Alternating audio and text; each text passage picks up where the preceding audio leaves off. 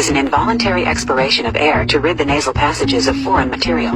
Particles that enter the nostrils and irritate nerve endings in the nasal mucosa trigger impulses that are transmitted via the fifth cranial nerve to the brain's sneezing center in the medulla.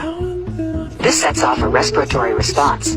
Rapid inspiration fills the lungs, the epiglottis and vocal cords close, and the muscles of exhalation in the chest and abdomen tighten in a spasmodic contraction. These events create a buildup of pressure in the lungs. When a sufficiently high level of pressure is attained, the vocal cords relax, the epiglottis opens, and an expulsion of air rushes through the nose and mouth. The force of the sneeze propels the irritants out of the nasal cavity.